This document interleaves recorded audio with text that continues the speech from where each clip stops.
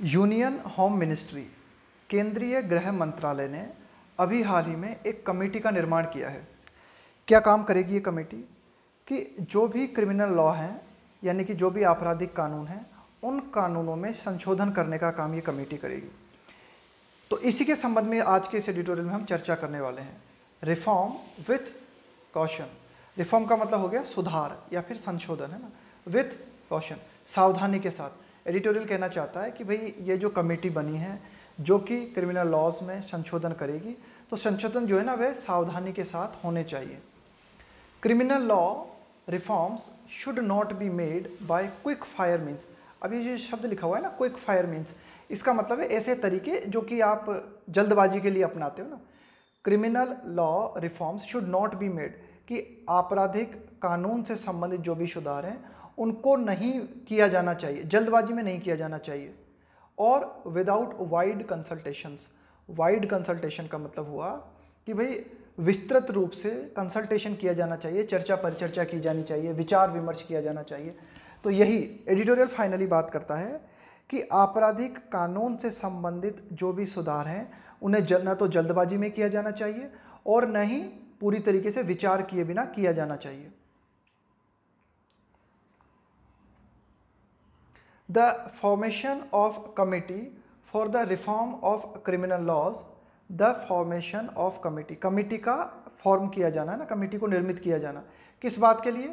For the reform of criminal laws, सुधार के लिए ना। किसमें सुधार करने में? क्रिमिनल लॉज में ना, आपराधिक कानूनों में सुधार करने के लिए कमेटी का जो फॉर्मेशन किया गया है, जो निर्माण किया गया है, किसके द्वारा किया गया है? By the union home ministry, केंद्रीय गृह मंत्रालय के द्वारा। विद एन अपरेंटली, अपरेंटली का मतलब होता है स्पष्ट रूप से, है ना, स्पष्टतया, कि भाई ये इस कमेटी का निर्माण किया गया है with an apparently short time frame.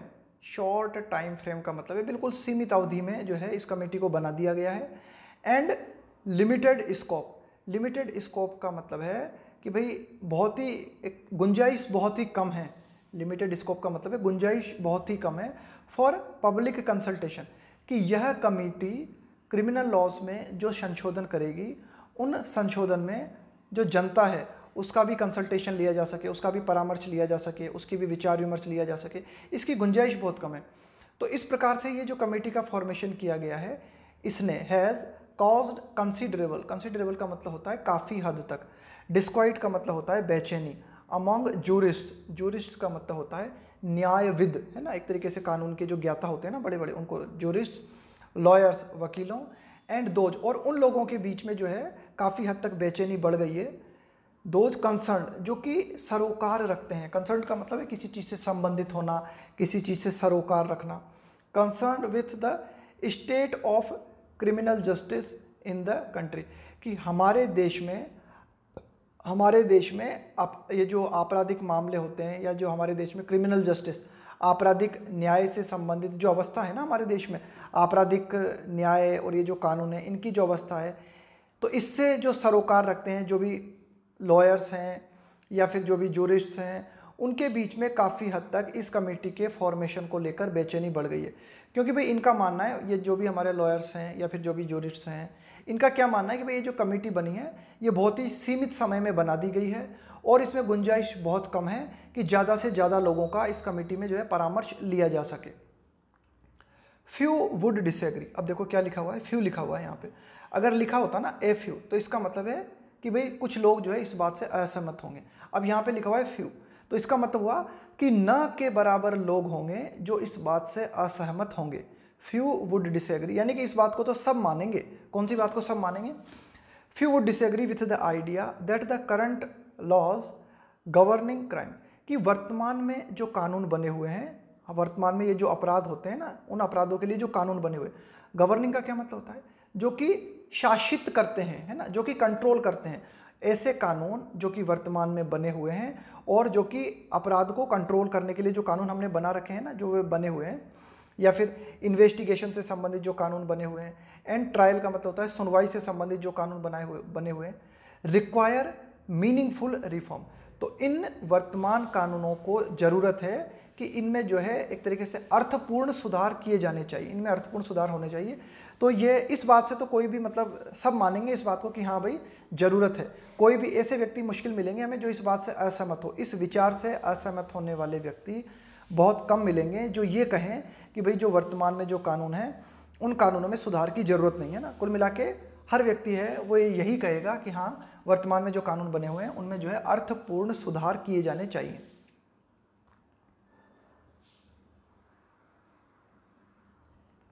There have been several attempts in recent decades. recent decades, decades का मतलब होता है, decade का मतलब होता है 10 वर्षों का समय, कि बीते पिछले कुछ दशकों की बात अगर हम करें तो पिछले दशकों में जो है कई प्रयास किए गए हैं ना। सेवरल अटेम्प्ट्स का मतलब है कि कई प्रयास किए गए हैं टू ओवरहॉल, ओवरहॉल का मतलब होता है पूरी तरीके से परिवर्तित करने के, है ना, काया पलट कर देने के, आमूल चूल परिवर्तन करने के, the body of criminal law, कि आपराधिक ये जो कानून है इन आपराधिक कानूनों में आमूल चूल, इन आपराधिक कानूनों में कंप्लीट परिवर्तन करने के काफ़ी सारे प्रयास पिछले दशकों में हमें देखने को मिले हैं।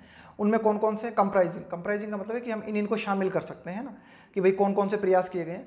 कंप्राइजिंग मतलब कौन कौन से कानून है हमारे पास? Comprising the Indian penal code 1860 vintage, the code of criminal procedure, that code of criminal procedure that was written, जिसको कि लिखा गया था 1973 में, and the Indian evidence act, evidence का मतलब होता है प्रमाण, और ये जो भारतीय प्रमाण कानून है दैट डेट्स बैक टू 1872, जो कि 1872 से चला आ रहा है। तो ये सारे की सारे जो कानून हैं जो कि आपराधिक कानून से संबंधित हैं, इन कानूनों में आमूल चूल परिवर्तन करने के लिए पिछले कई दशकों में कई प्रयास किए गए हैं।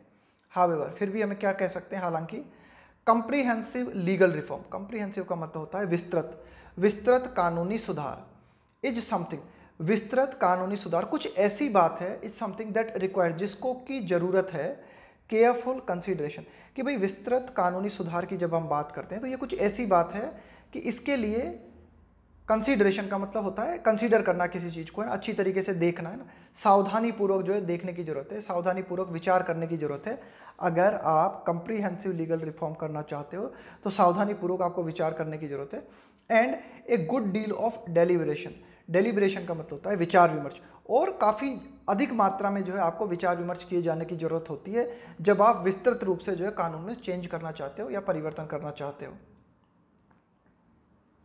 वन क्रिटिसिज्म, एक आलोचना, अगेंस्ट द लेटेस्ट कमिटी, कि अभी हाल ही में ये जो नवीनतम ये जो कमेटी निर्मित की गई है ना, इसके प्रति जो एक आलोचना की जा रही है वो ये is that it has began it's work in midst of A pandemic, कि भाई इस कमेटी ने अपने कार्य की शुरुआत कर दी है in the midst of A pandemic, वैश्विक महामारी के बीच। पैंडेमिक का मतलब होता है वैश्विक महामारी, है ना, मिडस्ट का मतलब है के बीच।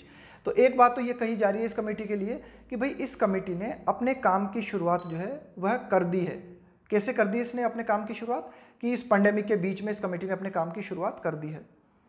This may not be the ideal time, editorial कहता है कि भाई ये जो है ना शायद एक अच्छा समय नहीं है ना, this may not be the ideal time, ये एक अच्छा समय नहीं है फॉर वाइड कंसल्टेशन, कि वाइड कंसल्टेशन का मतलब है कि भाई आप व्यापक रूप से जो है कानूनों को लेकर विचार विमर्श कर सको, तो ऐसा ये समय नहीं हो सकता है। मतलब इस बात की ये ऐसा लगता नहीं है कि ये सही अप्रोप्रिएट समय नहीं है, ये उचित समय नहीं है जिस समय में कि वाइड कंसल्टेशन हो सके।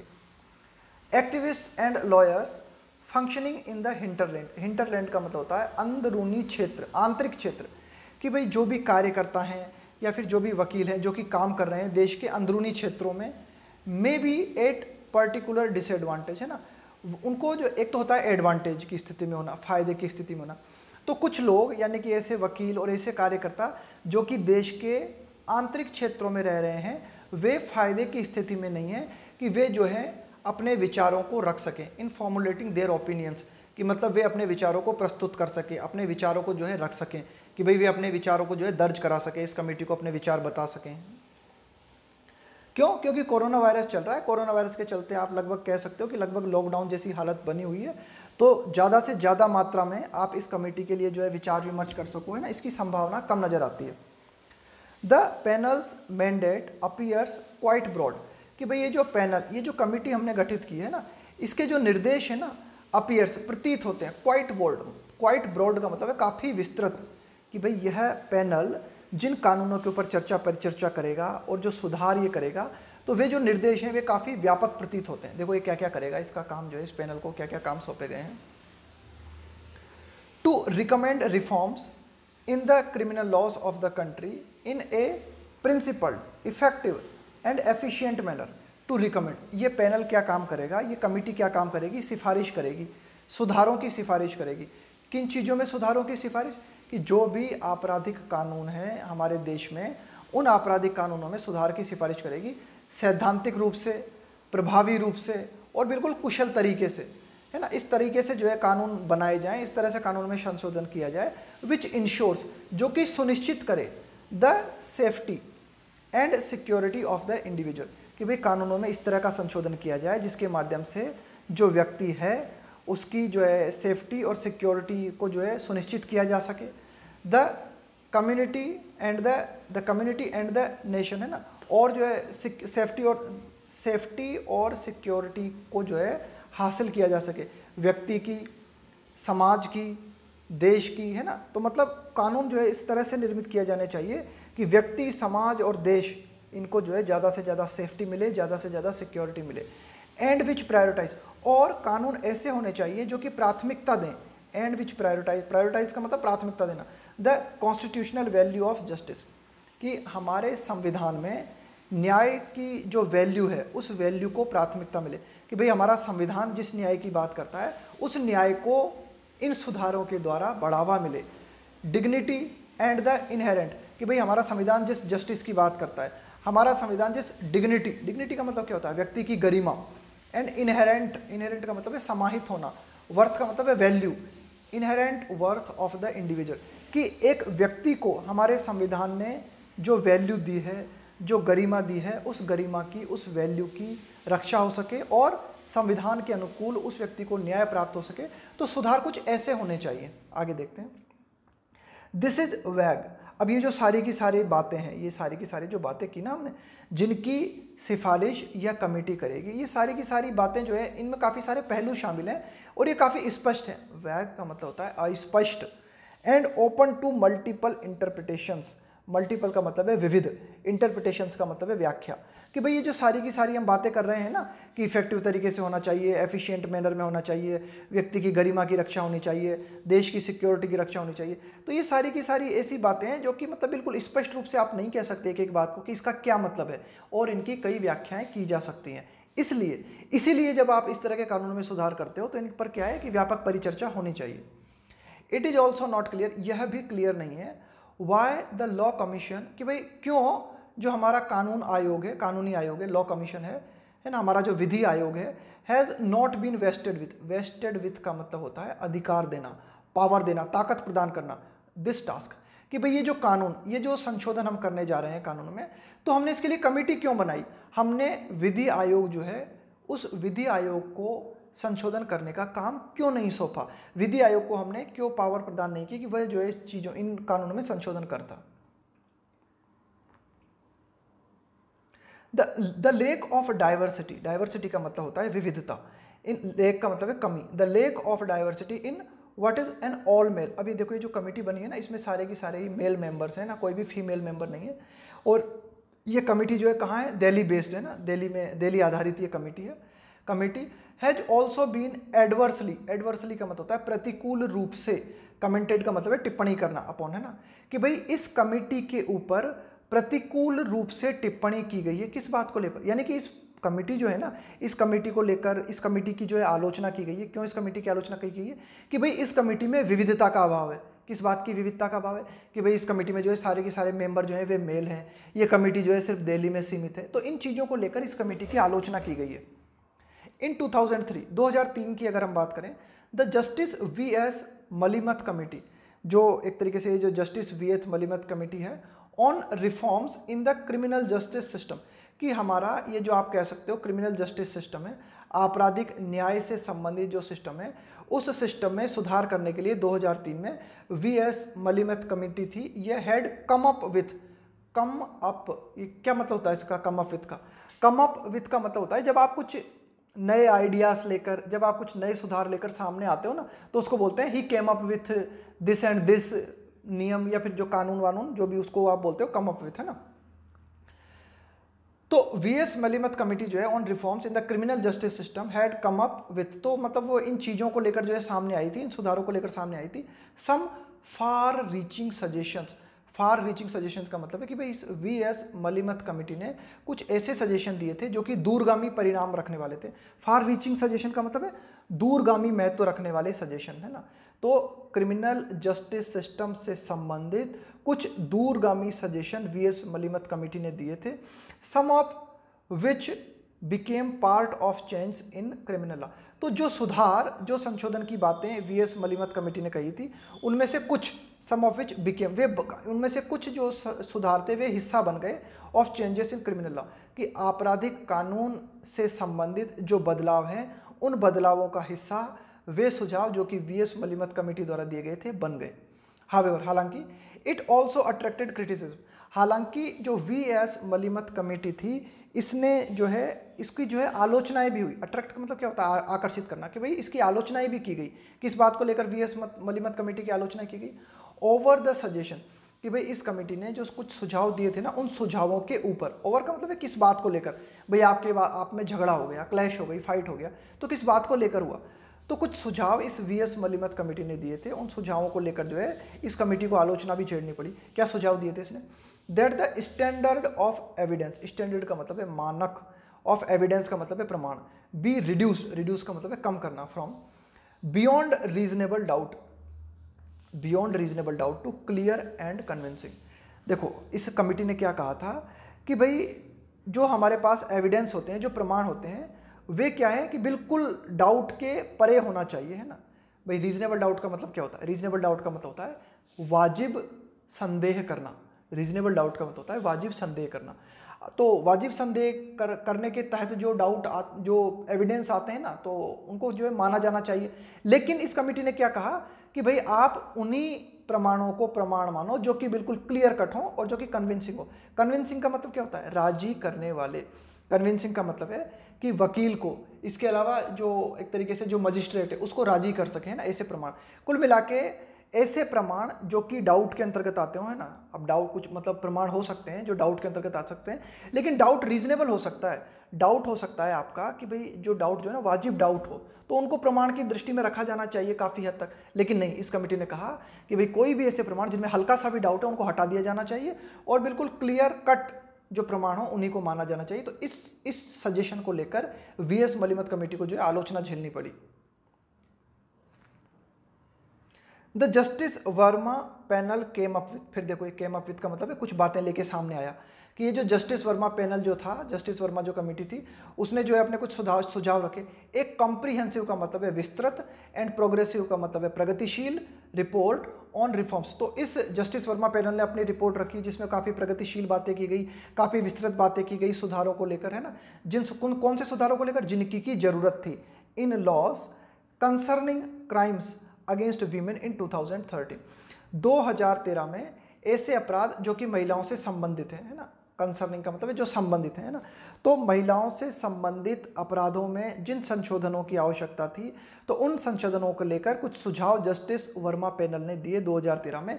इन बेयरली 1 मंथ, सिर्फ 1 महीने के अंदर, बेयरली का मतलब है मात्र 1 महीने में जस्टिस वर्मा ये जो पैनल था इसने अपने जो है सुझाव जो है दिए, ये जो महिलाओं से संबंधित अपराध है ना, इन अपराधों को लेकर। But its speed was probably due to the limited mandate it had. लेकिन ये जो इसकी स्पीड थी ना कि 1 महीने के अंदर अंदर इसने जो है सुझाव प्रस्तुत कर दिए, वो संभवतया इसलिए थी, प्रोबेबली का मतलब है शायद इसलिए थी, ड्यू टू मतलब किस कारण से? The limited mandate it had, कि भाई इस कमेटी ने, जस्टिस वर्मा पैनल ने जो सुझाव दिए थे, इसमें जो निर्देश थे, जो मैंडेट थे इसमें, वो बहुत ही लिमिटेड थे, वो बहुत ही सीमित थे, है ना। तो शायद इसीलिए जो है जस्टिस वर्मा पैनल ने क्या किया, बहुत ही जल्द जो है अपने सुझाव रख दिए।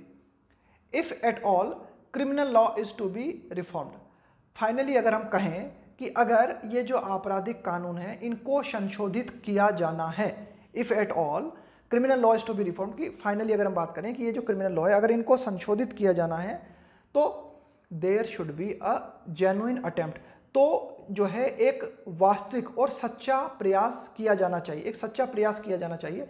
There should be a genuine attempt to reach का मतलब है पहुंचने के लिए, ए वाइड कॉन्सेंसस का मतलब होता है एक विस्तृत आम सहमति। कॉन्सेंसस का मतलब हो गया आम सहमति, वाइड का मतलब है विस्तृत।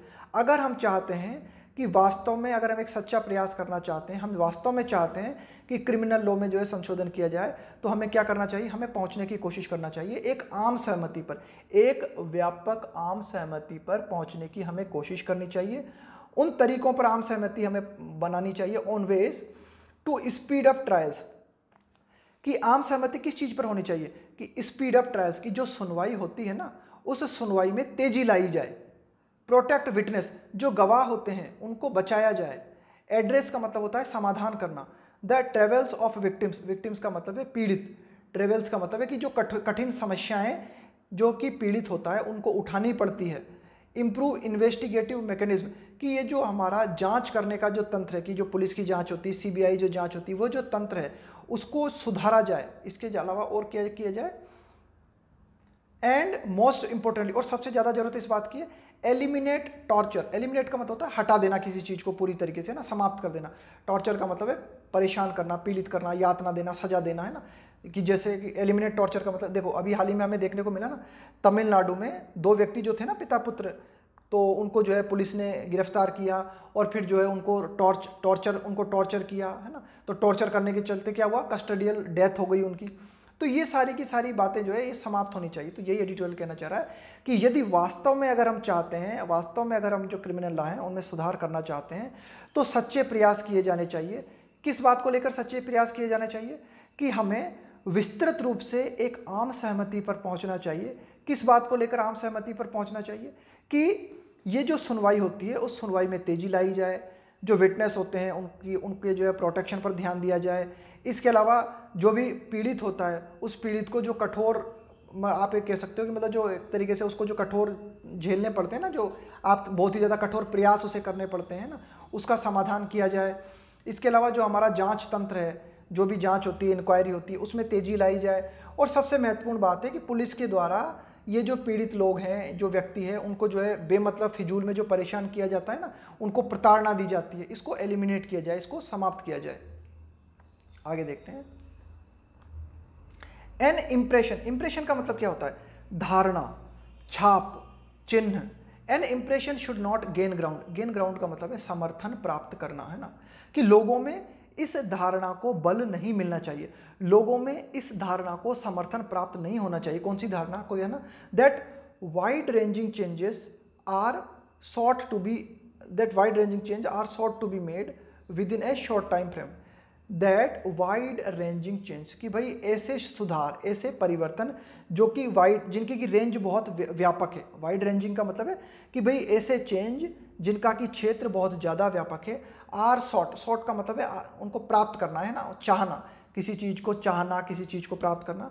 Are to be made within a short time frame. कुल मिला के लोगों के अंदर यह धारणा नहीं बैठ जानी चाहिए, इस बात को बल नहीं मिलना चाहिए कि भाई जो भी हम परिवर्तन लाना चाहते हैं क्रिमिनल लॉज में, है ना, जो व्यापक परिवर्तन हम लाना चाहते हैं क्रिमिनल लॉज में, उनको प्राप्त किया जाना है बहुत ही कम समय में। यह धारणा लोगों में नहीं बैठ जानी चाहिए। And based on limited inputs, based on limited inputs. और ये जो हम सुधार लाना चाहते हैं वे लिमिटेड इनपुट। लिमिटेड इनपुट का क्या मतलब है, एक तो होता है वाइडर इनपुट, कि वाइडर इनपुट का मतलब है कि भाई ज़्यादा से ज़्यादा लोगों से सलाह लो।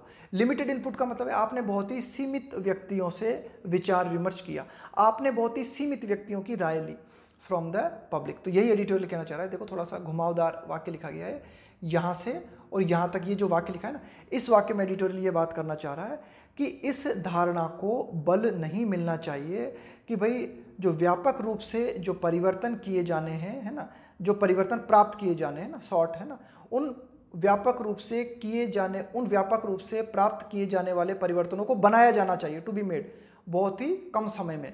And based on limited inputs, और ये जो परिवर्तन किए जाने हैं यह लिमिटेड इनपुट पे आधारित होने चाहिए, है ना। तो इस तरह की धारणा को बल नहीं मिलना चाहिए, ऐसा नहीं होना चाहिए, है ना, कि ये इस धारणा को बल नहीं मिलना चाहिए। अगर आप वास्तव में कानूनी संशोधन करना चाहते हो ना, तो आपको क्या करना होगा, आपको जो है व्यापक रूप से और आपको जो है विस्तृत रूप से क्या करना होगा, चर्चा परिचर्चा करनी होगी।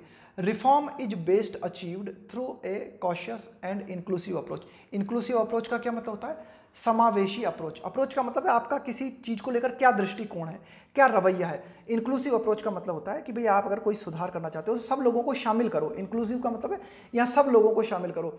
देश में ज़्यादा से ज़्यादा वकील जो हैं, ज़्यादा से ज़्यादा एक्टिविस्ट जो हैं, उन लोगों को आप शामिल करो। कॉशियस, कॉशियस का मतलब है बिल्कुल सावधानी पूर्वक, है ना। तो रिफॉर्म इज बेस्ट अचीव्ड, कि जो भी सुधार है उसे बहुत ही बेस्ट तरीके से पाया जाता है। किस माध्यम से? जब आप बड़ी ही सावधानी पूर्वक समावेशी अप्रोच को अपनाते हो। तो ये था हमारा आज का एडिटोरियल, जिसमें हमने बात की एक तरीके से जो क्रिमिनल लॉज है ना, इनमें संशोधन करने के लिए जो कमेटी बनाई गई है उस कमेटी के बारे में हमने बात की। लेकिन एडिटोरियल इस कमेटी के बारे में फाइनली यही कहता है कि भाई एक तो ये कमेटी जो है बहुत ही लिमिटेड है, तो इस कमेटी को जो है ना व्यापक किया जाना चाहिए, विस्तृत किया जाना चाहिए। अगर हम वास्तव में सुधार चाहते हैं ना, तो सुधार के लिए ज़रूरत होती है कि आप जो है व्यापक रूप से चर्चा पर चर्चा करो और ज़्यादा से ज़्यादा महत्वपूर्ण विद्वान लोगों को शामिल करो। अब ये देखो, ये रोज जो है ना अक्सर हमारा इस मे के प्रयोग को देखते हैं हम, है ना, कि मे का प्रयोग जो है किस तरह से किया जाता है इंग्लिश में ना। एक तो हम इसका प्रयोग करते हैं पॉसिबिलिटी को दिखाने के लिए ना, संभावना को दिखाने के लिए ना। कई जगह मे का प्रयोग होता है तो उसके माध्यम से हम क्या दिखाना चाहते हैं? संभावना। जैसे कि ही मे बिकम इंसॉल्वेंट, इंसॉल्वेंट का मतलब होता है दिवालिया, है ना, कि भाई जिसका सब कुछ लुट गया, जो पूरी तरीके से बर्बाद हो गया। He may become insolvent due to his lavish spending. Spending मतलब क्या होता है? खर्चा करना। और लेविश का मतलब होता है बहुत ही ज़्यादा फिजूल खर्च। लेविश स्पेंडिंग का मतलब होता है बिल्कुल फिजूलता से। लेविश मतलब अपव्यय, है ना, बहुत ही ज़्यादा खर्चा करना। तो क्या मतलब हुआ इस पहली लाइन का? He may become insolvent due to his lavish spending, उसके फिजूल खर्चों के चलते वह दिवालिया हो सकता है, वह दिवालिया बन सकता है। तो देखा, यहाँ पे मे का हमने प्रयोग किया संभावना दिखाने के लिए, कि इस बात की संभावना बनती है कि वो जो फिजूल खर्ची करता है ना, वह जो व्यर्थ में पैसा उड़ाता है ना, उस व्यर्थ पैसे उड़ाने के चलते धीरे धीरे वह जो है दिवालिया हो सकता है। अगला देखते हैं पॉसिबिलिटी को दिखाने के लिए। He may turn up at any moment. Turn up का मतलब क्या होता है? उपस्थित होना, है ना। जैसे कि भाई मतदान हो रहा था, लेकिन मतदान के दौरान कितने लोग उपस्थित हुए, है ना, कि भाई ज़्यादा लोग नहीं आए, है ना, तो उसको बोलते हैं turn up. He may turn up at any moment, वह किसी भी क्षण हाजिर हो सकता है ना, वह किसी भी क्षण आ सकता है। He may turn up at any moment. तो यहाँ भी देखो हमने पॉसिबिलिटी दिखाई मे के माध्यम से, he may turn up at any moment. अगला देखते हैं, देखो स्पेकुलेशन। स्पेकुलेशन का मतलब क्या होता है? अनुमान व्यक्त करना किसी चीज के बारे में। Speculations are being made across the world that we may have to live. अब देखो ये मे हैव जो देखते हो ना आप कई बार, है ना, कि किस तरह से इस मे हैव का प्रयोग किया जाता है ना। ये जो मे हैव लिखा हो ना, इसका प्रयोग भी हम जो है संभावना के, है ना, we may have to live with the novel corona virus. अब देखो क्या मतलब हुआ इसका ना, तो इसका मतलब अगर आपको समझ में आ जाएगा ना, तो जहां भी आपको मे हैव दिखेगा तब आप समझ लोगे कि हाँ भाई मे का क्या मतलब है, मे हैव का क्या मतलब है ना। आगे और पढ़ेंगे मे के यूज।